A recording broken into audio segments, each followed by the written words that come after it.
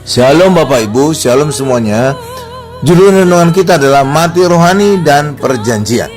Allah berfirman kepada Adam dan Hawa, "Jikalau engkau makan buah pengetahuan yang baik dan yang jahat yang ada di tengah taman itu, pada hari itu juga engkau mati." Ketika Adam dan Hawa akhirnya memakan buah itu, secara rohani mereka mati, terpisah dari Allah. Roh Allah meninggalkan mereka. Tetapi secara jasmani tidak. Mereka masih bisa punya keturunan. Orang mati tidak mungkin punya keturunan. Hal yang sama terjadi pada Yesus. Yesus mati rohani karena dia telah menyerahkan nyawanya bagi murid-murid. Itu alasan pertama kenapa saya sebut Yesus mati rohani. Mati rohani dan perjanjian. Alasan kedua, saat Yesus memberikan darahnya kepada murid-murid, Yesus berkata, "Inilah darahku sebagai pengampunan dosa." Maka saat itu murid-muridnya tidak berdosa lagi, pindah kepada Yesus. Akibatnya Yesus mati secara rohani karena Yesus menanggung dosa dari seluruh murid. Tetapi secara jasmani, matinya Yesus di atas kayu salib ketika Tuhan Yesus berkata, "Sudah selesai." Yohanes 19 ayat 30.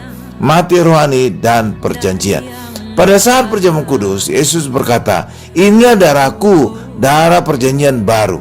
Jadi pada saat perjamuan kudus itulah menjadi titik awal dari berlakunya perjanjian baru anugerah. Kalau ada perjanjian baru, pasti ada perjanjian lama. Perjanjian lama terjadi di kaki Gunung Sinai. Sesudah itu Musa mengambil sebagian dari darah itu, lalu ditaruhnya ke dalam pasu. Sebagian lagi dari darah itu disiramkannya pada mezbah itu.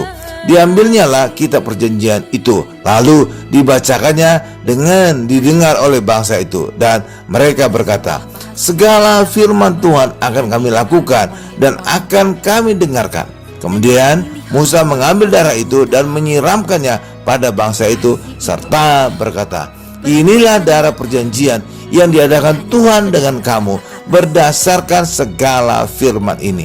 Keluaran 24 ayat 6 sampai dengan 8. Pada perjanjian lama yang mengerjakan semua adalah bangsa Israel, manusia. Itulah perjanjian lama Taurat, dan Allah menilai manusia berdasarkan ketaatan mereka melakukan hukum Taurat.